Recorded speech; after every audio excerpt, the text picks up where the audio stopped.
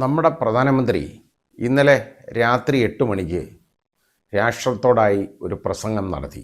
ആ പ്രസംഗം എന്തുകൊണ്ടും ശ്രദ്ധേയമായിരുന്നു, ശക്തിമത്തായിരുന്നു, വളരെ ഉചിതവുമായിരുന്നു. പാകിസ്ഥാന് കൊടുക്കുന്ന ഒരു ശരിയായ താക്കീത് തന്നെയാണ് ആ പ്രസംഗത്തിൽ ഉടനീളം ഉണ്ടായിരുന്നത്. അദ്ദേഹം ഭീകരതയ്ക്കെതിരെയുള്ള യുദ്ധമായിട്ടാണ് ഓപ്പറേഷൻ സിന്ദൂർ എന്ന് വിശേഷിപ്പിച്ചത്. അത് തുടരും എന്നുള്ളൊരു സന്ദേശം കൂടെ കൊടുത്തു ആവശ്യമുള്ള സമയത്ത്. അപ്പോൾ അതിൽ ഒരുപാട് കാര്യങ്ങൾ അദ്ദേഹം പറഞ്ഞു. അദ്ദേഹം നമ്മുടെ സേനയെ വളരെ അധികം പ്രശംസിക്കുകയും അതുപോലെ തന്നെ അവർക്ക് സല്യൂട്ട് കൊടുക്കുകയും ചെയ്തു. ഒരു ബിഗ് സല്യൂട്ടാണ് സേനയ്ക്ക് അദ്ദേഹം കൊടുത്തത്. സംശയമില്ലാത്ത കാര്യമാണ്. കാരണം നമ്മുടെ ജനങ്ങളെ, നമ്മുടെ രാജ്യത്തെ സംരക്ഷിക്കാനായിട്ട്, രക്ഷിക്കാനായിട്ട് ഇറങ്ങിത്തിരിച്ച സേന അത് വളരെ ഒരു വലിയ വിജയമാണ് കൈവരിച്ചത്. മാത്രമല്ല ശത്രു രാജ്യത്തിന്, പാകിസ്ഥാന് വലിയ ഒരു താക്കീത് ആയിട്ടത് മാറുകയും ചെയ്തു. അവരുടെ സേനാ താവളങ്ങൾ ഇന്ത്യ തകർത്തു എന്ന് നമ്മുടെ പ്രധാനമന്ത്രി ഉറപ്പിച്ചു പറഞ്ഞു.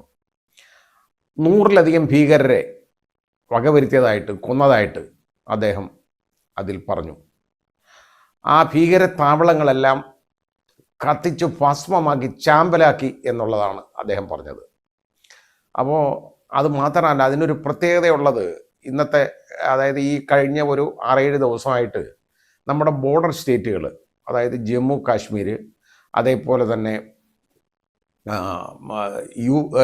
നമ്മുടെ പഞ്ചാബ്, അതേപോലെ ഗുജറാത്ത്, രാജസ്ഥാൻ തുടങ്ങിയ സ്റ്റേറ്റുകൾ, സംസ്ഥാനങ്ങളിലെ ജനങ്ങൾ അവിടെ വളരെ ഒരു ഭീതി വിതച്ച ഒരു അന്തരീക്ഷത്തിൽ കഴിഞ്ഞു എന്നുള്ളതൊരു സത്യമാണ്. കാരണം വിവരമില്ലാത്തവന്മാർ എന്തും കയറി ഇങ്ങോട്ട് ചെയ്യുമല്ലോ.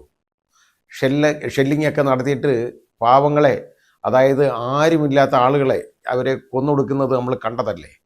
എത്ര കുഞ്ഞുങ്ങൾ അതായത് അവർക്ക് ആരുമില്ലാതായി, എത്ര കുഞ്ഞുങ്ങൾ കൊല്ലപ്പെട്ടു, നമ്മുടെ പട്ടാളക്കാർ എത്ര പേര് കൊല്ലപ്പെട്ടു. ഒരു നമുക്കിപ്പോൾ ഏതാണ്ട് 7-8 പട്ടാളക്കാരോളം നമുക്ക് അത് കൊല്ലപ്പെട്ടു പോയിട്ടുണ്ട്. ഒരു BSF ജവാൻ കൊല്ലപ്പെട്ടു. അത് ഈ ധാരണ ഉണ്ടാക്കിയതിന് ശേഷം, അതായത് വെടിനിർത്തലിന് ഒരു ധാരണ ഉണ്ടാക്കിയതിന് ശേഷം അത് ലംഘിച്ചാണ് ആ BSF ജവാനെ വെടിവെച്ച് കൊന്നത്. അപ്പോൾ അതോടുകൂടി തന്നെ ആ പോസ്റ്റിലുണ്ടായിരുന്ന വേറെ ഒരു 3-4 പേർക്ക് പരിക്കേറ്റവർ അവരും കൂടെ കൊല്ലപ്പെട്ടു ഇപ്പോൾ. അപ്പോൾ ഏതായാലും നമുക്ക് നഷ്ടങ്ങൾ, ഇങ്ങനെ ഈ രീതിയിലുള്ള നഷ്ടങ്ങൾ നമുക്കുണ്ടായിട്ടുണ്ട്. പക്ഷേ അവരവകാശപ്പെട്ടതുപോലെ ഉള്ള നാശനഷ്ടങ്ങളൊന്നും നമ്മുടെ സേനയ്ക്കോ അല്ലാതെ നമ്മുടെ യന്ത്രസാമഗ്രികൾക്കോ നമ്മുടെ വിമാനങ്ങൾക്കോ ഒന്നും സംഭവിച്ചിട്ടില്ല. ഇത് അവിടുത്തെ ജനങ്ങൾ ഭയവിഹ്വലരായി കഴിയുമായിരുന്നു എന്നുള്ളത് സത്യമാണ്. ഇപ്പോൾ അവിടുത്തെ ജീവിതം നോർമൽസിയിലേക്ക് വന്നു. ആ സമയത്ത് അവർക്ക് ഊർജം പകരാനും ധൈര്യം പകരാനുമാണ് നമ്മുടെ ബഹുമാന്യനായ പ്രധാനമന്ത്രിയുടെ ഈ വാക്കുകൾ ഉപകരിക്കുന്നത്. മാത്രമല്ല പാകിസ്ഥാനുള്ള ശക്തമായ താക്കീതുമാണ്. അതിനകത്ത് പറഞ്ഞത് എന്താണെന്നറിയോ? അദ്ദേഹം വെളിവാക്കി, വളരെ ക്രിസ്റ്റൽ ക്ലിയറായിട്ട് വെളിവാക്കി. കാരണം ഇവരുമായിട്ട് ചർച്ച ഇനി വേറെ കാര്യത്തിനൊന്നുമില്ല. 2 കാര്യത്തിൽ മാത്രമേ ഉള്ളൂ ചർച്ച.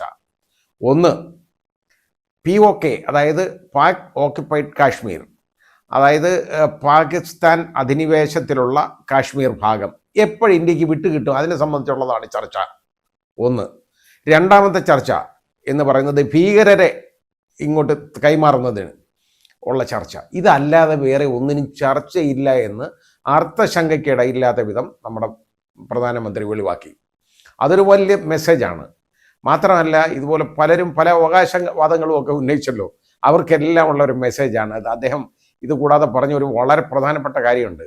എന്ത് പ്രശ്നം വന്നാലും ആദ്യം എടുത്ത പാകിസ്ഥാൻ വിളമ്പുന്ന ഒരു കാര്യമുണ്ട്. അവർ ആണവശക്തിയാണ്, ആണവ ആയുധം കയ്യിലിരിപ്പുണ്ടെന്ന്. അങ്ങനെ ആണവ ആയുധം പ്രയോഗിക്കും എന്നുള്ള ഭീഷണിയൊന്നും വേണ്ട ഇനി. ആ രീതിയിലുള്ള ഭീഷണി ഇനി ഉണ്ടെങ്കിൽ അതിനെ അപ്പം നേരിടും എന്നുള്ളതും പറഞ്ഞിട്ടുണ്ട് അദ്ദേഹം. അപ്പോൾ ഈ ആണവായുധ ഭീഷണി കൊണ്ട് കാര്യമൊന്നും നടക്കത്തില്ല എന്ന് പറഞ്ഞു. പിന്നെ ഇത് മാത്രമല്ല, പാകിസ്ഥാൻ എല്ലാ രാജ്യങ്ങളോടും ഭിക്ഷ യാചിക്കുന്ന പോലെ യാചിച്ചതാണ് എങ്ങനെയെങ്കിലും ഇതൊന്ന് നിർത്തിത്തരണമെന്ന്. ഇന്ത്യയുടെ ഭാഗത്തു നിന്നുള്ള ആക്രമണം നിർത്തണം എന്ന് പല രാജ്യങ്ങളോടും കേണപേക്ഷിച്ചു. ഇന്ത്യയുടെ കാല് പിടിച്ചാണ് അവസാനം ഈ വെടിനിർത്തലിന് ധാരണയായത്. ഇതൊരു സ്ഥിരമായ ഒരു ധാരണയൊന്നുമല്ല. എന്ന് നമ്മുടെ പ്രധാനമന്ത്രി പിന്നെ വെളിവാക്കി. ഇത് ഒരു സ്ഥിരമായൊരു ധാരണയൊന്നുമല്ല. എപ്പോഴിനി എന്തെങ്കിലും പാകിസ്ഥാൻ്റെ ഭാഗത്തു നിന്നുണ്ടായാൽ, പ്രകോപനം ഉണ്ടായാൽ അപ്പോഴും തിരിച്ചടിക്കാനായിട്ട് സൈന്യം അവിടെ ഉണ്ട്, സൈന്യം ഒന്നും പിന്മാറിയിട്ടില്ല എന്നുള്ളത് അദ്ദേഹം വ്യക്തമാക്കി. പിന്നെ വേറൊരു കാര്യം അദ്ദേഹം പറഞ്ഞത് വളരെ ശ്രദ്ധേയമാണ്. അതായത് ഈ എല്ലാവരും ധരിച്ചിരുന്നു ഈ ചർച്ചയുടെ ഭാഗമായിട്ട്, അതായത് ഈ വെടിനിർത്തലിൻ്റെ ധാരണയായിട്ട് വരുമ്പോൾ അതിനകത്ത് ഈ സിന്ധു നദീജല കരാറ് അതിൽ നിന്ന് നമ്മൾ പിന്മാറുന്നു, അതുപോലെ തന്നെ നമ്മളത് മരവിപ്പിച്ചേക്കുന്നു, അത് പിന്മാറുന്നു എന്ന് പറയുന്നത് ചിലപ്പോൾ അതിനൊരു നെഗോഷിയേഷൻസ് ഉണ്ടാകും, ഒരു ചർച്ച അതിനെ സംബന്ധിച്ച് ഉണ്ടാകും എന്ന് പറഞ്ഞു. പക്ഷേ നമ്മുടെ ബഹുമാന്യനായ പ്രധാനമന്ത്രി പറഞ്ഞു വെള്ളവും രക്തവും ഒരുമിച്ചൊഴുകത്തില്ല എന്ന്.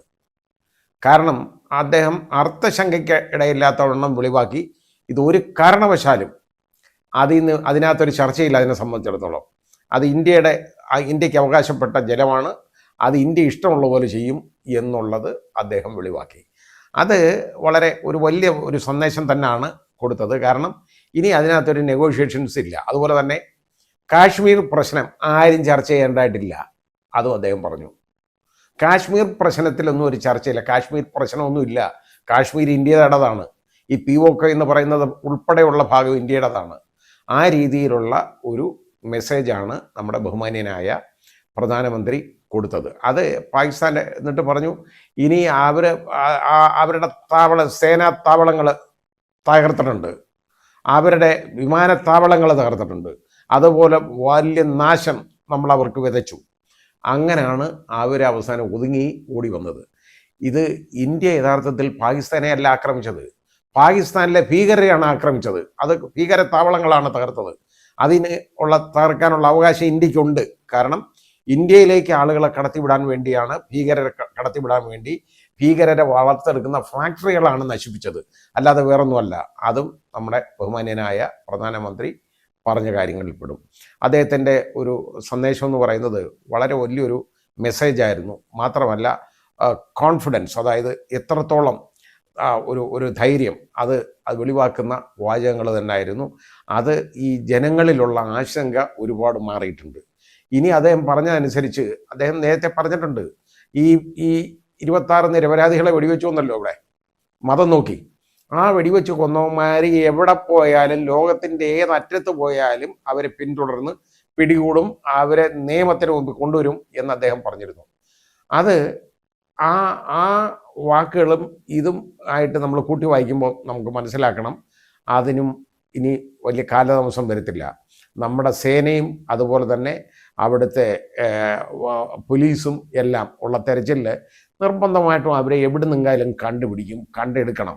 കാരണം ഈ 26 കുടുംബങ്ങളുടെ കണ്ണുനീരുണ്ടല്ലോ, അതുപോലെ ഇന്ത്യയിലെ ജനങ്ങൾക്ക് ഉണ്ടായ ആ മുറിവ് മനസ്സിനുണ്ടായത്, അത് മാറണമെങ്കിൽ യവന്മാരെ ഈ ഭീകരരുണ്ടല്ലോ 6 പേരെ ഉള്ള അവന്മാരെ എവിടെ നിന്നായാലും പിടികൂടണം. അത് പിടികൂടും എന്നുള്ളൊരു വിശ്വാസമാണ് എനിക്കുള്ളത് അദ്ദേഹത്തിൻ്റെ വാക്കുകളിൽ നിന്ന്. ഏതായാലും അല്ലാതെ നിർത്തിയിട്ടൊന്നുമില്ല, ഇതിങ്ങനെ തുടരും എന്ന് അദ്ദേഹം പറഞ്ഞു. ആ തുടർച്ച എന്ന് പറയുന്ന ഇതാണ്, അവന്മാരെ എവിടുന്നെങ്കിലും പിടികൂടിയിട്ടുണ്ടല്ലോ അവരെ ജീവനോടെ വേണമെന്നൊന്നുമില്ല എങ്ങനെയായാലും ഇനി. കാരണം ലോകത്തിന് ബോധ്യപ്പെട്ടിട്ടുണ്ട് ഇത് പാകിസ്ഥാൻ്റെ ചെയ്തിയാണെന്ന്. അവർ പടച്ചുവിട്ട താവളങ്ങൾ ഇന്ത്യ തകർത്തു, അത് ശരിയാണ്. പക്ഷെ അതുകൊണ്ട് മാത്രമായില്ല, യവന്മാരെ ഉണ്ടല്ലോ, യവന്മാരെ എല്ലാം ഉന്മൂലനം ചെയ്യണം, അതാണ് വേണ്ടത്. ആ രീതിയിൽ ഈ ഭീകരരെ, അത് ഈ 26 കുടുംബങ്ങളുടെ കണ്ണീരൊപ്പാൻ യഥാർത്ഥത്തിൽ അതും അത്യന്താപേക്ഷിതമാണ്. പക്ഷേ അതും ചെയ്തിരിക്കും എന്നുള്ള ഒരു ഉറപ്പ് ഇന്ന് നമ്മുടെ പ്രധാനമന്ത്രിയുടെ വാക്കുകളിൽ നിന്ന് നമുക്ക് വായിച്ചെടുക്കാം, മനസ്സിലാക്കാം. ഏതായാലും വളരെ വളരെ ഊർജം പകരുന്ന ഒരു സന്ദേശമാണ് നമ്മുടെ ബഹുമാന്യനായ പ്രധാനമന്ത്രി നമുക്ക് തന്നത്. അതിന് അദ്ദേഹത്തിന് ഒരു ബിഗ് സല്യൂട്ട്.